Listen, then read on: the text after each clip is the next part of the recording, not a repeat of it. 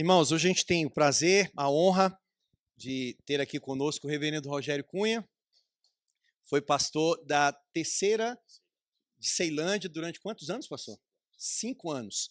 Nós estávamos próximos ali, eu estava morando no Pé Norte, mas pastoreando lá na Videira, na QI 23.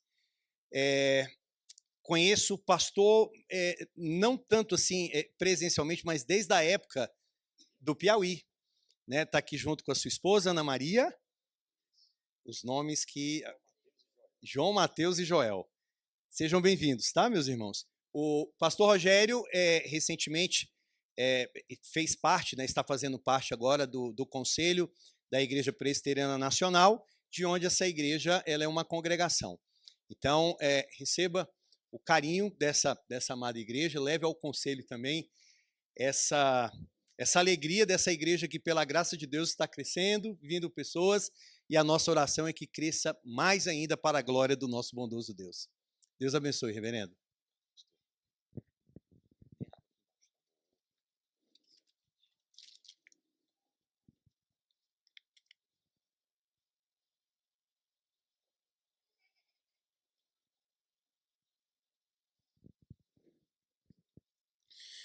Graça e paz, queridos irmãos. Amém. Saúdos em Cristo Jesus, na expectativa de que Deus nos abençoe mais e mais. Como o pastor Quaresma falou, que ele é um grande amigo já aqui. Nós nos conhecemos desde o Piauí, como ele falou, e agora nos conhecendo mais ainda, estreitando esses laços, tendo essa amizade muito oportuna e fortalecedora para o ministério pastoral. E hoje está assim um calor bem piauiense, né? Deu saudade, né, do Piauí. Eu sou de Teresina, Piauí, né? Onde às vezes neva, né? Brincadeiras à parte, Teresina é um pouco quente mesmo. Porque é eufemismo, né, pastor? Irmãos, para mim é uma alegria muito grande estar aqui com os irmãos, muito mesmo, conhecendo este trabalho que está começando, mas já tem tanta gente, né? Assim, graças a Deus, que Deus continue abençoando esse trabalho, para que tão logo tenhamos uma igreja aqui organizada e assim o nome de Deus venha a ser exaltado com o engrandecimento do seu nome e também assim o número dos eleitos sendo acrescentado aqui na terra. Queridos irmãos, me foi proposto pelo pastor Marcos Quaresma, nosso grande amigo, falar de João capítulo 1, e vamos apresentar, ou começar, a apresentação do Senhor Jesus Cristo. Então, João capítulo 1, nós vamos falar sobre a apresentação, não de um ser humano, e como ele bem falou, hoje, muito embora tenha esse foco específico, Cristo Jesus é a essência da nossa vida, da nossa adoração, dos nossos cultos, dos nossos sermões de maneira geral. Mas entendamos como a Bíblia faz a revelação, como ela revela, ela apresenta o nosso Redentor. Então, João, o Evangelho, capítulo 1, eu vou trabalhar do verso 1 até o verso 18, eu vou começar lendo do verso 1 até o verso 14. Diz assim a inerrante, a infalível palavra do Senhor, palavra de salvação a todo aquele que crê. No princípio era o Verbo, e o Verbo estava com Deus, e o Verbo era Deus. Ele estava no princípio com Deus. Todas as coisas foram feitas por intermédio dele, e sem ele nada do que foi feito se fez. A vida estava nele, e a vida era a luz dos homens. A luz resplandece nas trevas, e as trevas não resplandecem ou não prevalecem contra ela. Houve um homem enviado por Deus, cujo nome era João. Este veio como testemunha para que testificasse a respeito da luz, a fim de todos vierem a crer por intermédio dele. Ele não era a luz, mas veio para que testificasse da luz, a saber, a verdadeira luz, que vinda ao mundo ilumina a todo homem. O Verbo estava no mundo. O mundo foi feito por intermédio dele, mas o mundo não o conheceu. Veio para o que era seu, e os seus não o receberam. Mas a todos quantos o receberam, deu-lhes o poder de serem feitos filhos de Deus, a saber, aos que creem no seu nome, os quais não nasceram do sangue, nem da vontade da carne, nem da vontade do homem, mas de Deus. E o Verbo se fez carne e habitou entre nós, cheio de graça e de verdade, e vimos a sua glória, glória como do unigênito do Pai. Vamos ao Senhor em oração mais uma vez. Obrigado, Senhor, pela tua palavra. Obrigado por ser ela mais cortante do que espada de dois gumes, capaz de dividir o indivisível, de penetrar o coração do mais vil pecador. Senhor Deus, usa-me como instrumento nas tuas mãos, eu que sou frágil, fraco, não mereço, e certamente, ó Pai, estou inabilitado por mim mesmo, mas em Cristo não somente me habilita, mas me usa, ó Pai, para edificação da tua igreja aqui nesta noite. E abre os ouvidos, os olhos do coração do nosso rebanho, o rebanho do Senhor aqui nesta noite. Edifica-nos na tua palavra e, sobretudo, ensina-nos a partir do teu Filho amado Jesus Cristo. É o que nós te pedimos em nome de Jesus. Amém. Irmãos, Cristo Jesus é o ser mais complexo da história da humanidade. E quando eu digo isso, não é que eu estou dizendo que todo mundo vai entender Cristo em todos os seus aspectos, em todas as suas características, atributos e qualidades.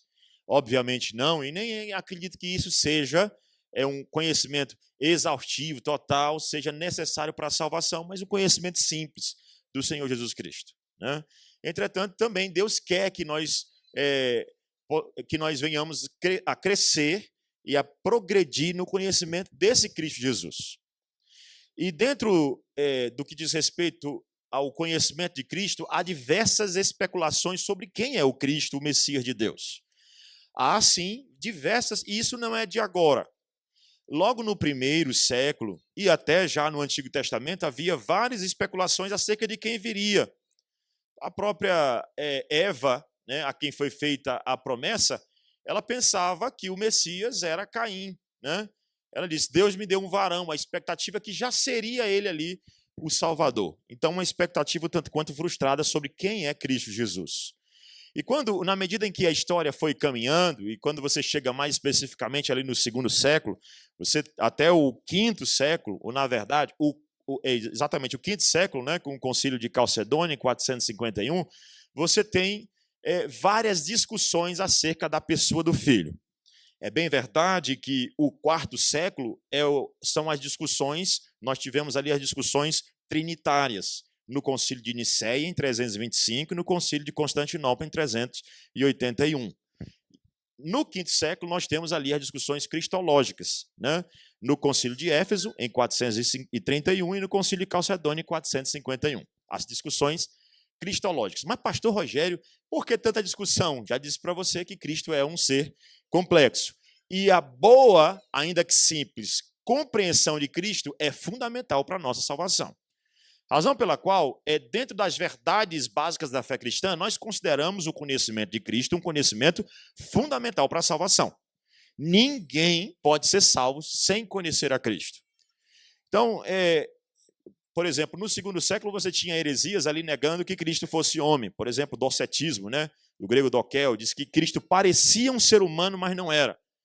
E tinha uma outra heresia, ou outras heresias, entre elas o monarquianismo, que dizia que Cristo era apenas uma manifestação de Deus, ou que ele recebeu, né, no monarquianismo dinâmico, né, de poder, ele recebeu por ocasião do batismo o poder para ser o Filho de Deus.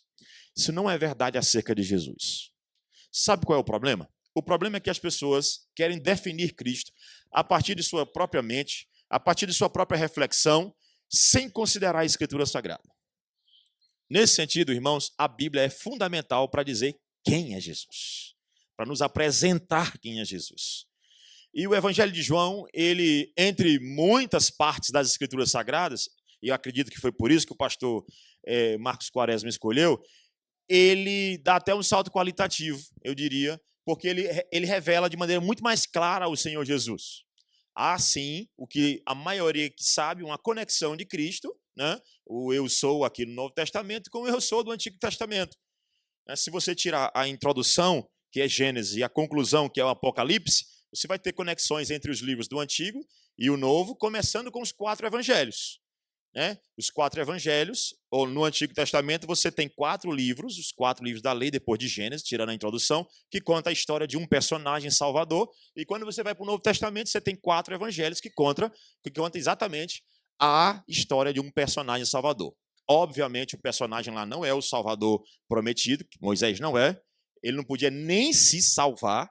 Me imagina salvar os outros. E quando você vai para o Novo Testamento, a mesma história, agora sim, só que do Salvador, que salva de verdade, que é Cristo Jesus. Então, há uma identificação íntima de Cristo Jesus com o Yahvé, o Deus revelado lá no Antigo Testamento, o Deus da aliança, o Deus do pacto. Cristo Jesus chega e diz, eu sou. Há essa repetição várias vezes da expressão eu sou aqui no livro de João, no Evangelho de João. Ele é o evangelho mais diferente, assim, digamos. Ele não se encontra entre aqueles similares, ou que tem várias similaridades. Existem, obviamente, a história de Cristo Jesus, continua sendo, mas há uma peculiaridade no livro, no Evangelho de João. E eu diria que João ele está muito preocupado em interpretar o Messias, não que os outros não estivessem, mas de maneira especial fazer essa conexão entre o Deus do Antigo Testamento e Cristo Jesus, o Messias prometido. Então, nós vamos aprender sobre Cristo Jesus a partir do Evangelho de João, considerando que há uma preocupação especial no Evangelho de João. Qual? Apresentar Cristo Jesus. Haviam dúvidas, não somente lá fora da igreja, mas dentro da igreja. Tomé é um exemplo disso. E você vê que de maneira extraordinária, na medida que as pessoas vão conhecendo a Cristo, elas vão se maravilhando e sendo assim transformadas, tá? O Evangelho de João ele tem essa preocupação, por exemplo, do capítulo 1 ao capítulo 12, você tem vários milagres de Cristo, ou vários atos de Cristo que não são revelados ou não são citados nos outros evangelhos. Mateus, Marcos e Lucas. E a partir do capítulo 13 até o final, aí você tem uma outra preocupação também agora de João, dizendo, esse aqui, agora muito mais claro, esse aqui é o Salvador, creia nele, não seja descrente com relação a ele. Então, nessa apresentação aqui de João, nós temos João tentando ser o mais claro possível, por isso que algumas pessoas pegam o Evangelho de João para ser entregue como um folheto evangelístico, algo dessa natureza, porque ele é muito claro, é intento dele. E há também a identificação de Cristo como o Filho de Deus, o Salvador do universo. Por isso que ele é tão importante para a evangelização do mundo como um todo. Então, vamos começar o texto, que o texto começa exatamente apresentando Cristo. Ele apresenta Cristo em termos de responder algumas questões, como, por exemplo, quem é ele, onde ele está, com quem ele está e o que ele estava realizando. Então, respondendo essas perguntas, quem ele é, onde ele está, com quem e o que ele está fazendo, o que ele estava fazendo, ele então apresenta Cristo. Respondendo essas perguntas, esses questionamentos, então eu quero falar de Cristo a partir de João, numa pergunta principal, quem é ele, mas a partir dessa pergunta principal vamos fazer o desdobramento sobre onde ele estava, com quem e o que ele estava fazendo. Então, no princípio era o Verbo, e o Verbo estava com Deus, e o Verbo era Deus. Ainda o verso 2, ele estava no princípio com Deus. Então, claramente, ele diz que no princípio era o Verbo. Ele identifica Cristo imediatamente como estando lá no princípio e sendo o Verbo. No princípio, na verdade, o princípio era o Verbo. E a ideia de verbo aí todo mundo sabe é a palavra criadora. Irmãos, naquele período já havia a filosofia grega estava muito discutida, estava sendo muito divulgada. E a ideia de logos, que é utilizada aqui por João, ela era muito presente na filosofia grega, que era o mediador entre a realidade palpável, tocável, tangível e a realidade do sumo bem, do mundo das ideias. Existia o logos. Então, o logos da filosofia era aquilo que interligava esta realidade com uma realidade superior, que é um conhecimento especial, algo dessa natureza. Então, João ele está, sim, fazendo um ponto de contato com a filosofia, quando ele diz o seguinte, o mediador entre essa realidade palpável, tocável, tangível e uma realidade superior, que vocês nem conhecem, nem conhece a realidade superior e nem o mediador. Esse, então, é Cristo. Então, ele diz, no princípio era o Logos, a palavra mediadora, e ele diz, no princípio era, e era não é que Cristo Jesus, no princípio, ele, a partir daquele dia, da criação, ele passou a ser. A ideia de era aí é que antes mesmo da eternidade, ele já era. Antes do início, na verdade, na eternidade, ele já era. Ele não teve um início. E essa foi uma grande discussão lá do quarto século. Quando Ário, o presbítero Ário, disse lá, né, que houve um tempo que o verbo não existia. E ele disse isso baseado nesse texto. Aqui, ele diz, né? No princípio era o verbo. Ele está vendo? Cristo Jesus foi criado lá no princípio. Não, no princípio ele já era. Não é que naquele momento Cristo é aquilo. Não, ele já era. Desde toda a eternidade. Então, quem é Jesus? Jesus é Deus. Jesus é Deus. E como é que eu sei que ele é Deus? Ele é eterno. No princípio, ele já era. Ele não teve um início. A ideia é quando a Bíblia fala de geração, é só para falar de relação entre pai e o filho, eternamente gerado. A relação sempre foi pai e filho. Mas nunca houve um tempo que o verbo não existia. Então, irmãos, quem é Jesus? Jesus é Deus. Quem foi que disse isso? João.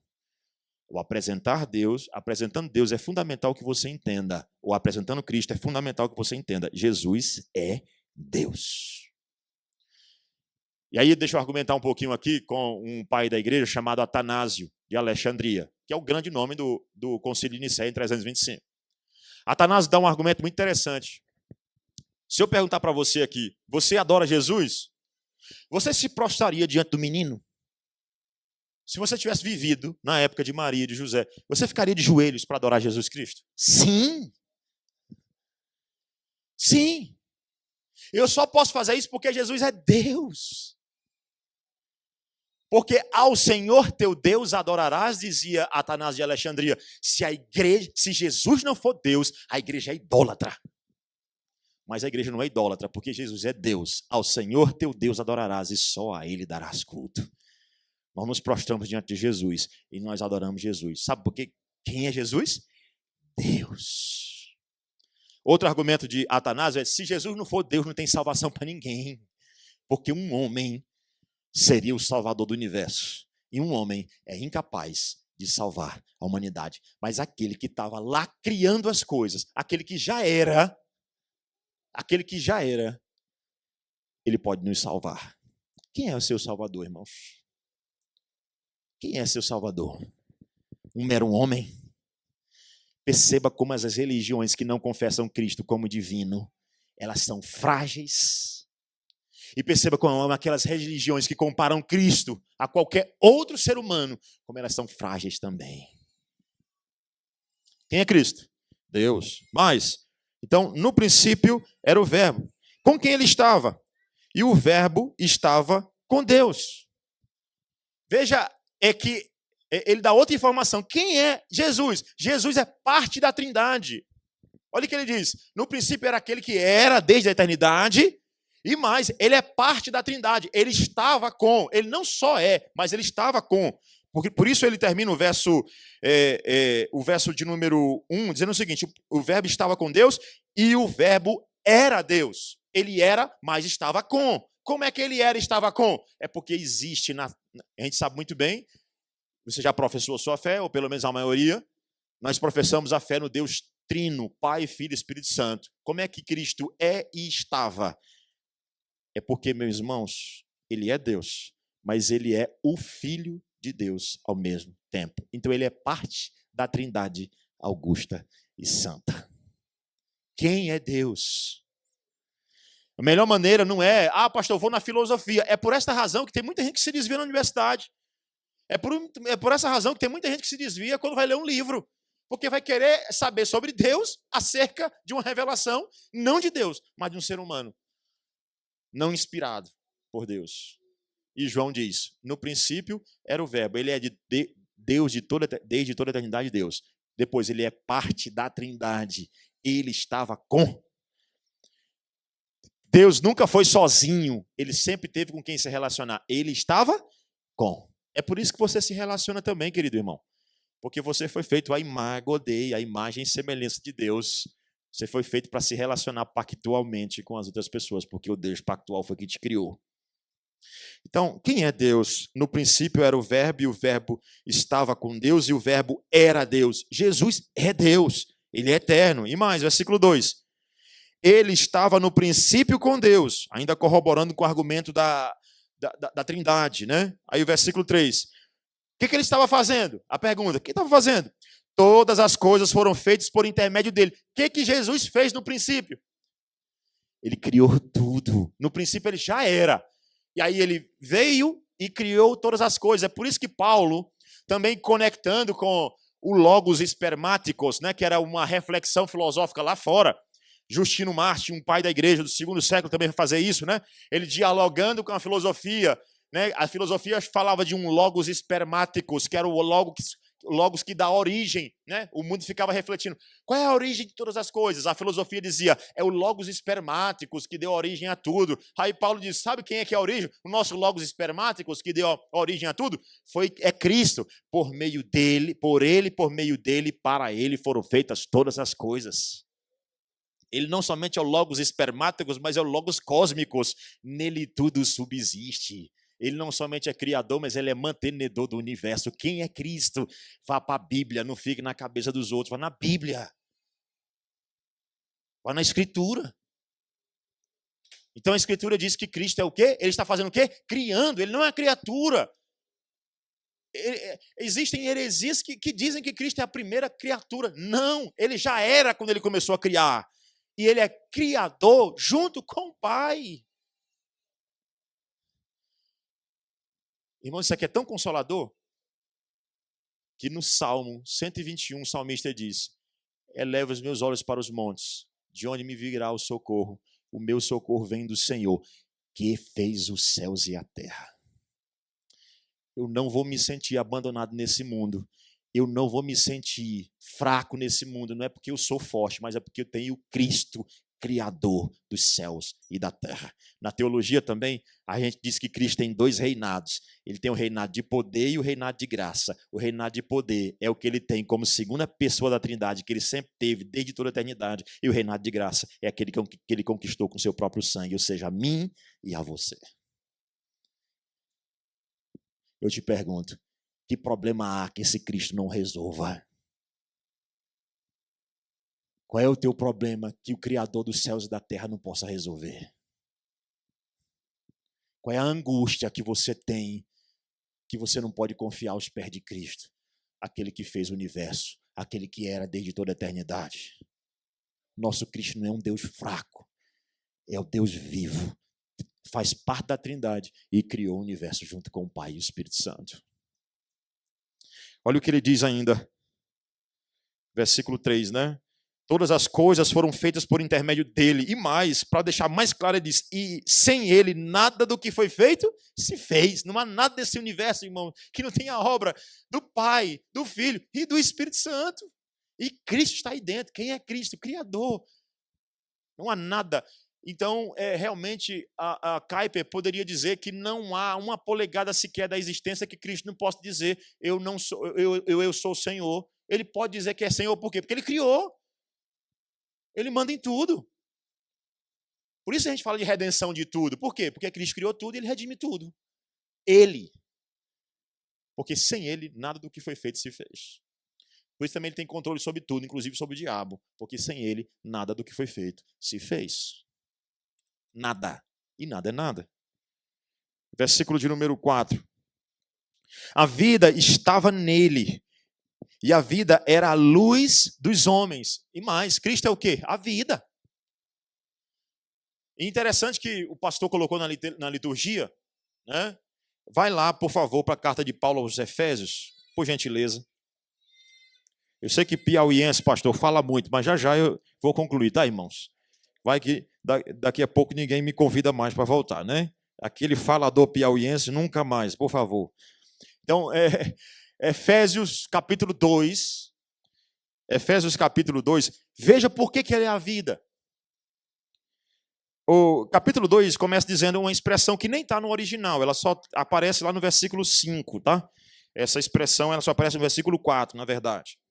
Ele diz assim: Ele vos deu vida, estando vós mortos nos vossos delitos e pecados. Ele vos deu vida, né? Deus. Ele nos quais andastes outrora, segundo o curso deste mundo, segundo o príncipe da potestade do ar, que aí é o que Paulo chama de morte, é isso, né? É você estar andando segundo o curso deste mundo, você está segundo o príncipe da potestade do ar, e você andar segundo, ainda sobre o espírito dos filhos da desobediência, e o terceiro, que é versículo 3, e entre os quais também todos nós andamos outrora segundo as inclinações da nossa carne. Então, o mundo, a carne e o diabo, e nós estávamos entregues. Agora a argumentação é essa que eu quero que você veja. Ele diz: fazendo a vontade da carne e dos pensamentos, e éramos por natureza filhos da ira.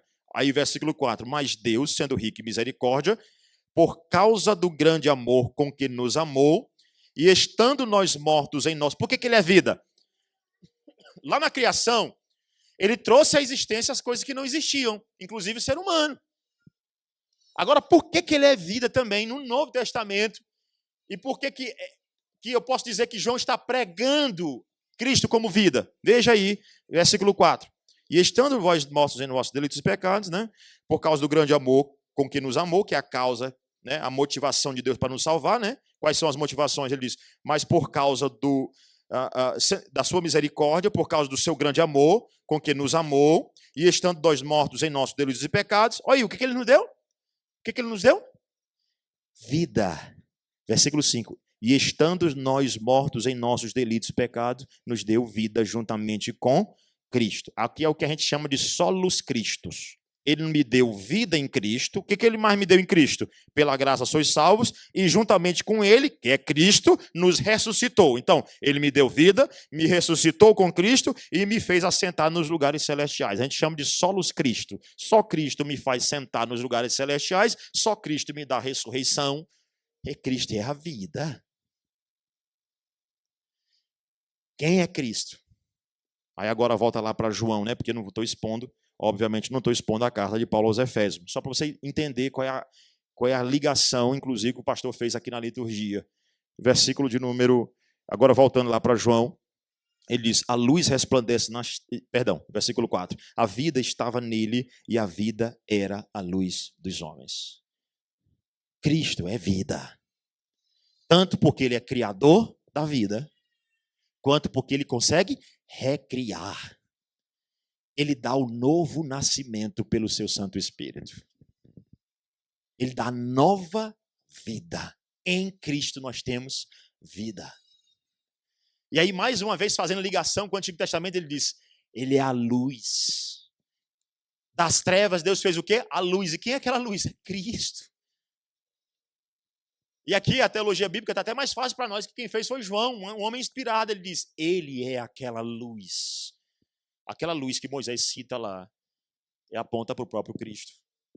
Ele diz aí, no versículo 5, a luz resplandece nas trevas, e as trevas não prevaleceram contra essa luz, contra ela. O mundo estava em trevas. Cristo vem e ilumina. Quem é Cristo? A luz do mundo. Realmente não são velas, né, que vão iluminar os nossos caminhos, não são pessoas específicas, né, não são iluminados, não é nada dessa natureza, é Cristo. Irmão. Cristo é o iluminador do seu povo, ele é a luz, ele é a palavra, lâmpada para os meus pés é a tua palavra e luz para os meus caminhos. No dia que a gente conhece Cristo, a gente sai das trevas. As trevas não prevalecem, porque onde Cristo chega, as trevas se dissipam. Amém? Veja o testemunho de João com relação a isso. Olha o testemunho de João. Aí ele começa, né? Depois dele afirmar quem é Cristo, respondendo a estas perguntas, né? Quem é, onde ele estava, que era no princípio, com quem, que era com Deus, e o que ele estava fazendo, criando todas as coisas, dando vida às coisas que não tinham ou que não existiam. Aí vem o testemunho de João. Interessante que perceba que João é o autor e ele mesmo faz questão de não se colocar no mesmo pé de igualdade. Houve um homem. Ali atrás era o Deus homem, mas houve uma testemunha que era só homem. Perceba, irmãos, o contraste que João está fazendo. Ele vem argumentando, Cristo é luz, Cristo é vida, Cristo é eterno, Cristo é criador. Mas quando chega para falar dele, ele diz, havia um homem. Porque as pessoas olhavam, nós temos a tendência de adorar seres humanos. Essa era a dúvida do povo. Veja comigo o versículo 19, ainda do capítulo 1, veja como essa era a dúvida do povo. Este foi o testemunho de João, quando os judeus lhe enviaram de Jerusalém sacerdotes e levitas para lhes perguntarem. Qual era a pergunta? Exatamente aquela que João está respondendo, né? Que ele não era o Messias era Cristo. Ele disse, quem és tu? Versículo 20. Ele confessou e não negou. Confessou, eu não sou o Cristo. Não sou eu. Ele não puxou para ele a glória. Veja, irmãos, que é um pecado para nós querer nos colocar no lugar de Cristo. Veja como é perigoso para essas religiões que têm anticristos, que se colocam como Salvador, personagens importantes em frente de igrejas, que representam a igreja. O próprio João Batista disse, não sou eu o Cristo, não sou digno de desatar as sandálias, as correias das suas sandálias. Ele sabia que Cristo era eterno, então ele diz, eu sou um homem, ele é Deus. Havia um homem enviado por Deus, cujo nome era João. Este veio como testemunha para que testificasse a respeito da luz. Aí você começa a perceber que tudo aquilo que ele disse com relação a Cristo, ele vai desfazer com relação a ele, mostrando que ele é apenas uma testemunha. Irmãos, em quem vocês confiam para ser seu Salvador?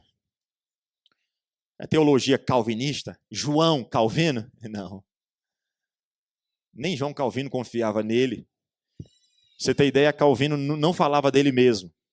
Calvino falava de Cristo. Calvino falou tão pouco dele que tudo que nós sabemos de Calvino foi o que ele falou num comentário aos Salmos. Ele disse, Deus me converteu de maneira súbita. É tudo que a gente sabe de Calvino. E ele disse o seguinte, quando eu morrer, não diga onde eu fui enterrado. Até hoje nós não sabemos onde Calvino foi enterrado.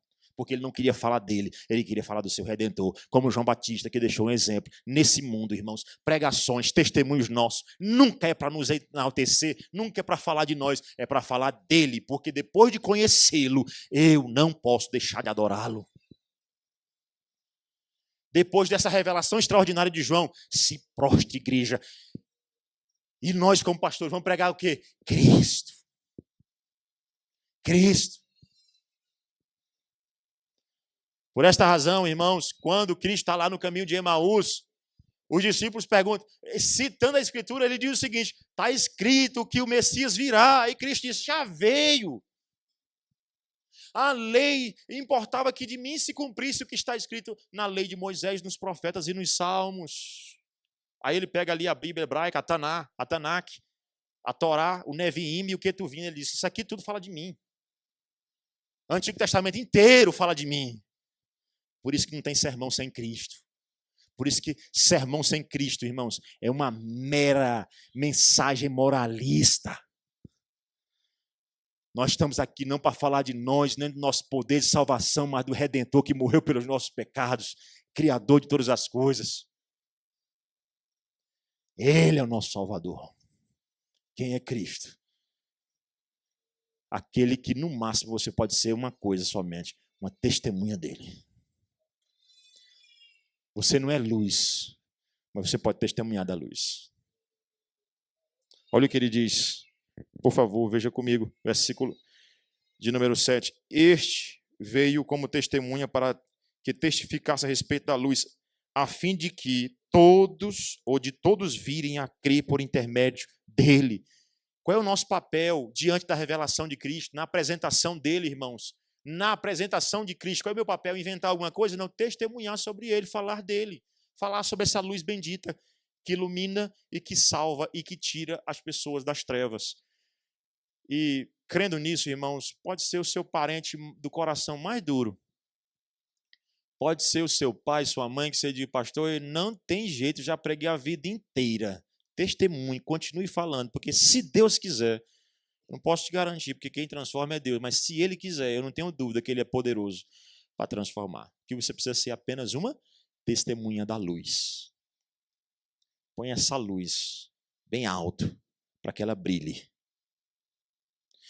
E aí, no versículo 8, ele diz: ele não era a luz, mas veio para que testificasse da luz. Versículo 9: a saber, a verdadeira luz que vinda ao mundo ilumina todo homem. Eu acho simplesmente linda essa expressão.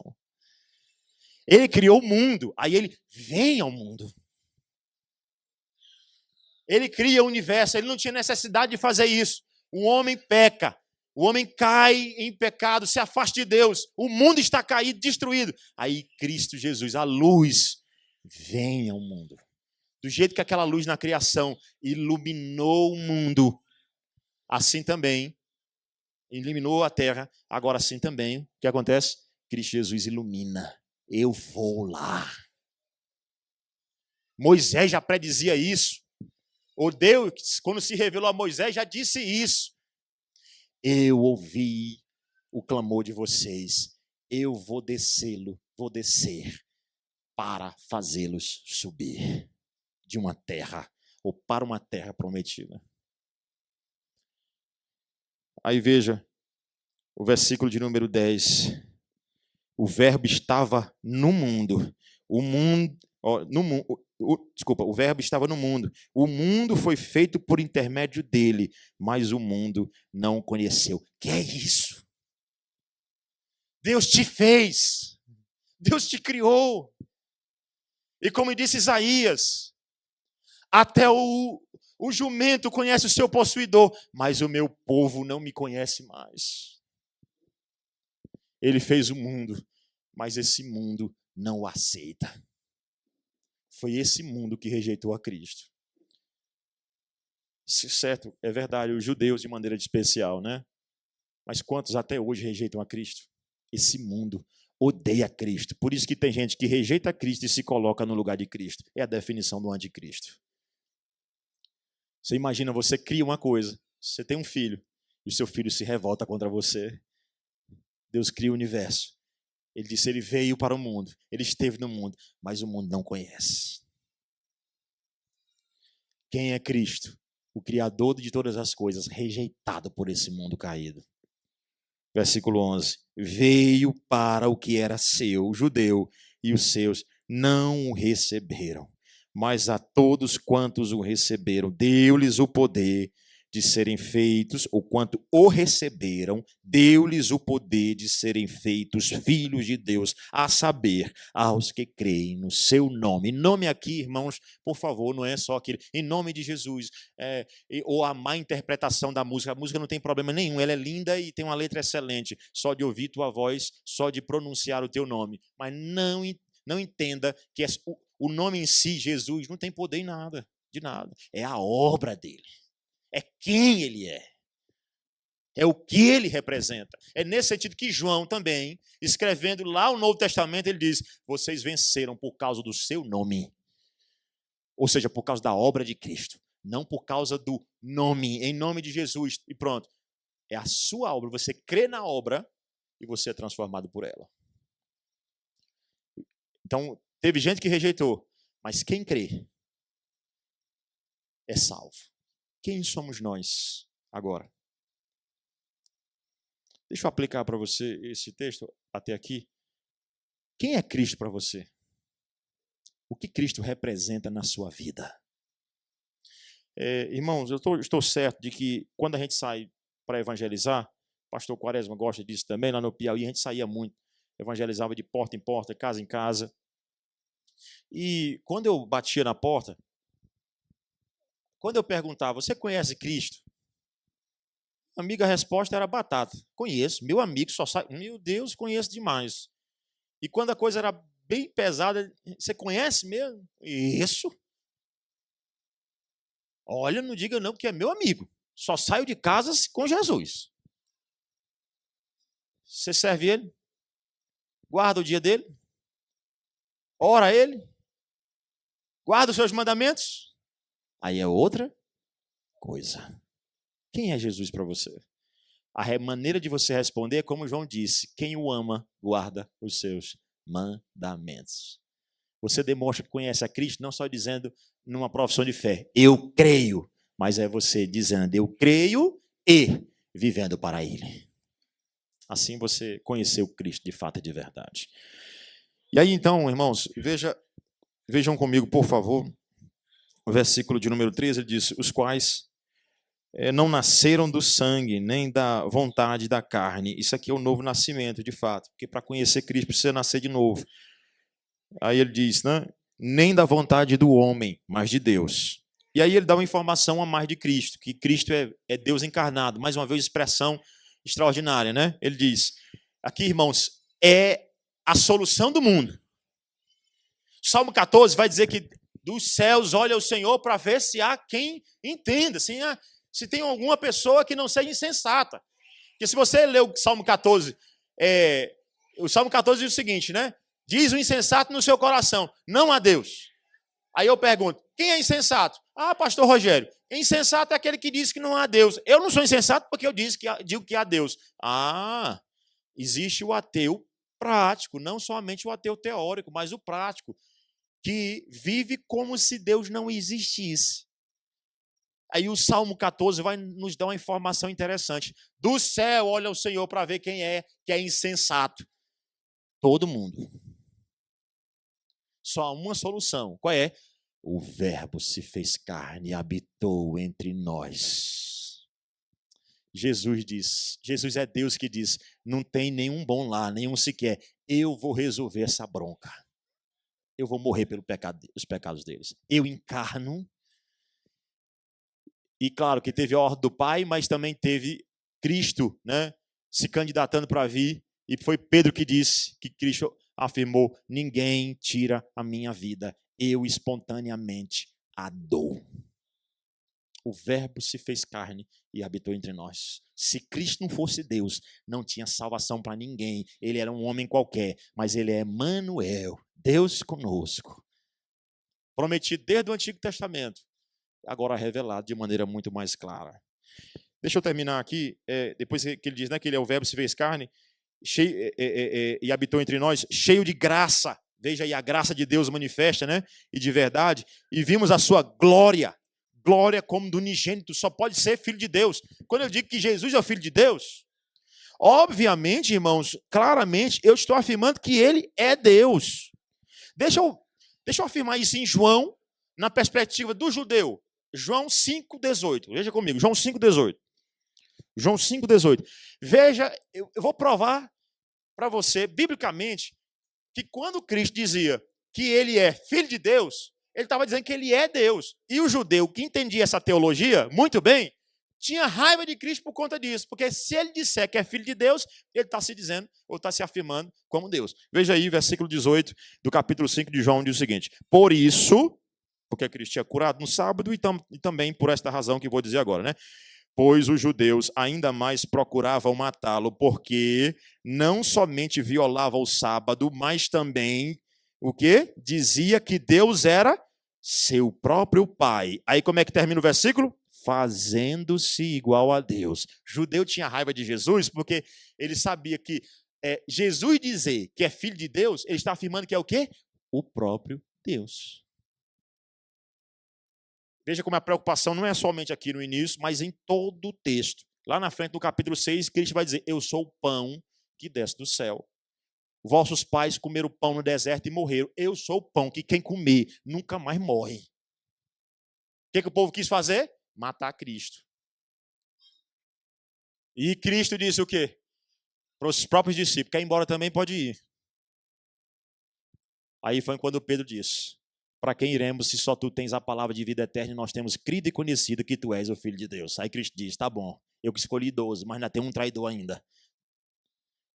Ainda tem um traidor aqui, ainda tem gente que não acredita em mim, não. Tem gente ainda que nega esse Deus maravilhoso, que encarnou, glorioso, cheio de graça, de verdade, o maná que desce do céu para nós, a água viva, é aquilo que ele disse para a mulher samaritana, quem beber desta água, não tem mais sede. Do seu interior flui rio de água viva. Eu sou a videira, vós os ramos. Jesus afirma, eu sou Deus. Vamos finalizar. Versículo 15 diz assim, ó. Eu não vou expor mais detalhadamente, mas preste atenção a algumas informações ainda que são dadas aqui. João testemunha a respeito dele e exclama, este é o de quem eu disse, o que vem depois de mim tem, contudo, a primazia. Ele é mais importante, versículo 16. Porque todos nós temos recebido da sua plenitude e graça sobre graça. Agora preste atenção, versículo 17, que é extraordinário. Porque a lei foi dada por intermédio de Moisés. A graça e a verdade vieram por intermédio de Cristo. Preste atenção, aqui tem os dois pactos, o pacto da graça e o pacto das obras. O pacto das obras é dito o seguinte, a Moisés foi dada a lei, não que não tivesse graça no período de Moisés, porque já tinha, através do Cristo prometido ali. Nunca a salvação foi pelas obras, nunca foi pelo cumprimento da lei, porque ninguém era capaz, até porque aquele povo disse para Moisés, Moisés, tudo que o Senhor falou nós vamos fazer sim, e esse povo quebrou, se tornou idólatra, fez o bezerro de ouro. Não tem como ninguém ser salvo, irmãos, pelas obras. Mas o que esse texto está dizendo é o seguinte, que aquela lei que Moisés levanta, Paulo vai dizer isso em Gálatas, elas só nos apontam a necessidade ainda maior do Redentor, de Cristo, porque Moisés diz, está aqui a lei, faça. E nós somos incapazes de fazer. Mas como disse Lutero, para cada aspecto da lei, dizendo o seguinte, faça isso, faça aquilo outro, tem Cristo dizendo, eu já fiz, eu já fiz, eu já fiz, eu já fiz. Ninguém é salvo pelas obras, mas crendo em Cristo, nós temos a vida eterna. Moisés não é o nosso Salvador. Os 4 livros do Antigo Testamento apontavam para esses 4 aqui, que fala de Jesus, o Messias para quem Moisés apenas apontava. Moisés apenas um tipo de Cristo. Agora veio aquele que é maior do que Moisés e nos salvou dos pecados. Nos deu a vida eterna. Nos deu a sonhada vida eterna. Ele desceu ao Hades no nosso lugar. Ele pagou por todos os nossos pecados. Michael Horton diz algo interessante comentando esse texto aqui. Ele diz, sem Cristo, a pregação, sem Jesus, a pregação são apenas trovões da ira de Deus, que não salvam, mas apenas condenam. Mas quando Cristo é apresentado, a salvação chega. A graça é demonstrada e o pecador tem a oportunidade de se arrepender. Meu irmão, não tem salvação fora desse aqui, mas nele tem garantia de salvação. Nele tem garantia de salvação. Porque, como disse um puritano, um dia Deus demonstrou mais graça para conosco do que para com seu próprio filho. Um dia Deus demonstrou mais graça para conosco do que para com seu próprio filho, porque ele nos deu o seu próprio filho para morrer pelos nossos pecados. Que pai faz isso? Só o nosso Pai que nos ama, celestial.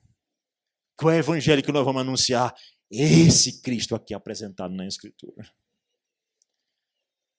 Ele pode consolar a gente até na hora da morte. Quando Maria Madalena, desesperada, não sabia o que fazer, chegou ao sepulcro e disse ao jardineiro por ali passou, você pegou ele? Cadê ele? Mas quando Cristo aparece ressurreto, então vem a paz. Porque não há desespero nesse mundo que Cristo Jesus não possa consolar. Não há, irmãos. O que eu vou apresentar para esse mundo aí? Jesus. Do jeito que ele é apresentado aqui. Que Deus nos abençoe mais e mais. E que bendito seja o nome de Cristo. hoje e para sempre. Amém. Vamos orar. Senhor Deus, obrigado pela tua palavra, que é o próprio Cristo apresentado, Senhor. Peço em nome de Jesus que o Senhor abençoe esta revelação de Cristo maravilhoso, aquele que encarnou, veio ao nosso encontro, tirou as nossas angústias, tirou, ó Pai, a cada um de nós do desespero da morte, do inferno, e nos trouxe para a vida eterna.